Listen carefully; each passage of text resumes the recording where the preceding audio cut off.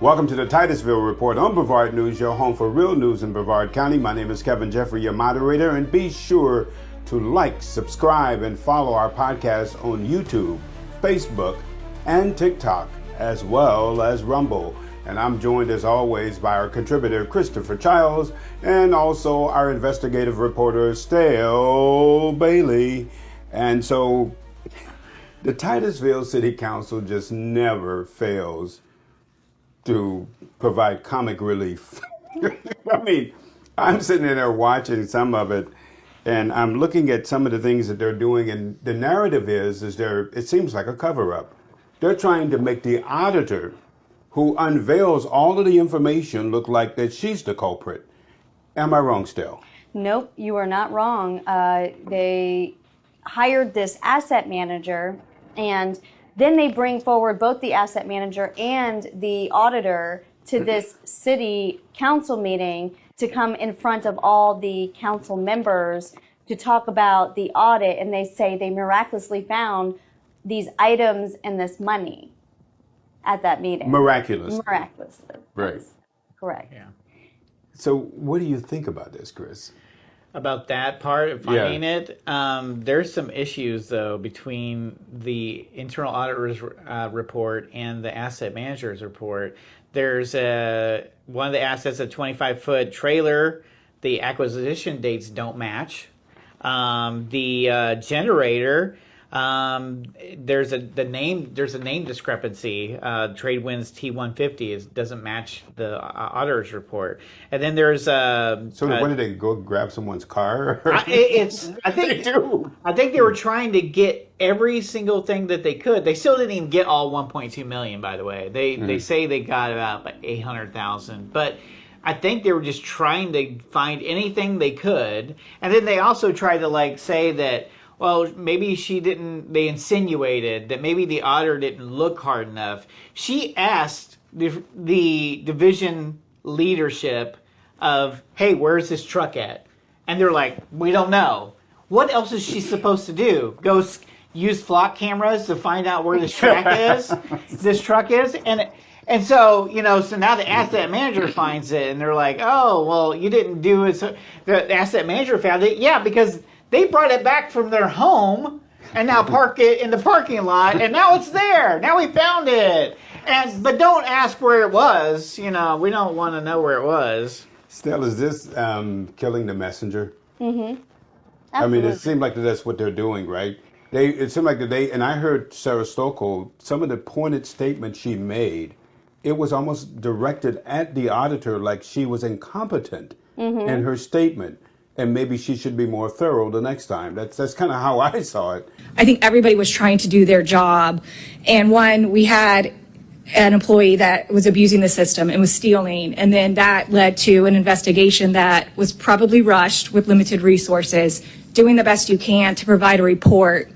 I think that report was accurate, but it was also a little misleading in terms of the narrative got shifted from there's $1 million that we can't account for, which when we start to go back through it, there's a difference between somebody stole it, there's fraud, there's waste and abuse, versus we did not have the appropriate record keeping in place. So those are two very different things, I think, that need to be addressed differently. And so, one, if we're having people abusing the system, stealing, that needs to be handled one way.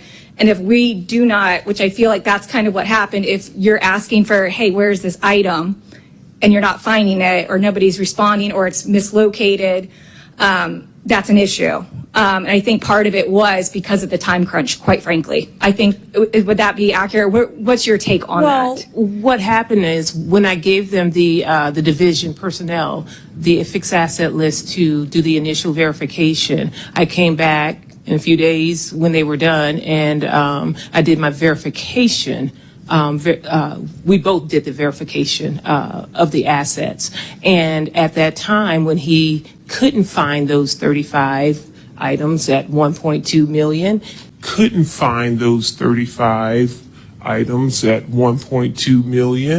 he said that he had talked to division leadership, and they weren't aware of it either. So when you don't have when you can't explain to the auditor where it is, Correct. what it is, Correct. how it is, and the leadership there doesn't know, then it becomes a control deficiency. And so I have to note it as a control deficiency, which was done in the audit. And if you read further down in the audit, that's where I start talking about the control issues and needing, asset controls and things of that nature. Am I wrong? No, you're talking about the woman who said that we should be investigating ourselves now, criticizing the very auditor who exposed the theft, exposed the copper situation at the water department. And it is her sole job to do what she did. She did her job. She even got an award from the city not too long ago, and now they want to turn around and criticize her and downplay the audit and what she found in that audit. It was crazy because the auditor had to school them on how to read the report. She was like, it's listed right here, the methodology that was used, it's listed if you read it, So they're asking her questions and they haven't even read the report. These people get this report and they don't even know how to read it. And then they question someone who's an expert on it and they don't know even what they're asking. When she responds to them, you're just like, oh, okay. They don't know what to say. They don't know what to say. Well, I was struck by what Stokel said. It was just insulting. This woman is an accomplished auditor, right? She did a thorough job. And so now you're going to question whether she did the job correctly? And then that led to an investigation that was probably rushed with limited resources. I think that report was accurate, but it was also a little misleading. Would she have questioned that if she said that there was no theft and everything was squeaky clean and all of this didn't come out and there wasn't 10 years of employees trying to come forward and whistleblow? I don't think she would have ever said a single thing. But now that things are being exposed and now that people are speaking up and wanting a forensic audit, they're trying. I just think everything that they've attempted to do in the past week has now backfired on them. It has made them look way more suspicious. So they don't want this forensic audit. They know there's something about this forensic audit. And it's kind of like when somebody tries to hide something from you, you begin to say, hey, what are you hiding? And that's what it seems like, Chris, is happening here. It's a Streisand effect. Streisand, she didn't want anyone to know her address, so she made a big deal about her address being out there. And then everyone was like, what, your address is out there? And that's what they're doing. And like Sel said, not until someone says, hey, we found some wrongdoing, are they doing any oversight on anything. Right. Anytime anyone gets up there and says, oh, no, everything's fine. Oh, you're doing a great job.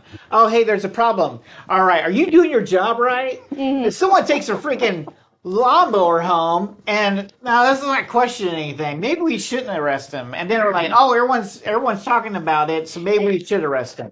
You know what they're not bringing up? They're not addressing why Titusville Police Department did not include everything in their police report. Right. They're not addressing everyone else that could potentially be involved in this theft, like the former water director or like this current city manager, Tom Abate, and his knowledge and what he knew throughout the last decade or so. Shouldn't both of them now have been questioned? They should. A lot more people should have been addressed. They're not addressing the wife of the man who was arrested that worked in the finance department of the city. They're not addressing the other employee, Andy, who also just suddenly resigned. They're not addressing all of these other elephants in the room. Instead, they say, we miraculously found money. All this stuff. No, they said it. Yep.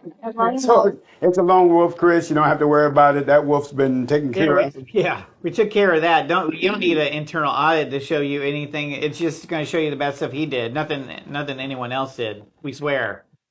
Trust us. This time. Trust us again.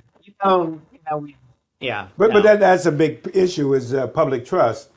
The public does not trust the city of Titusville. Am I wrong? They shouldn't trust them. What have they done to build that trust?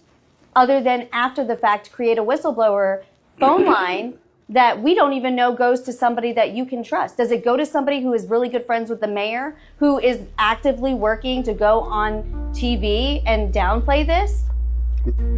Abate is on the end of that line? Yeah, I don't know who. It should be like an outside person, you know. It should be maybe come to Brevard News. Yeah. Right, we can answer it. We'll answer your call.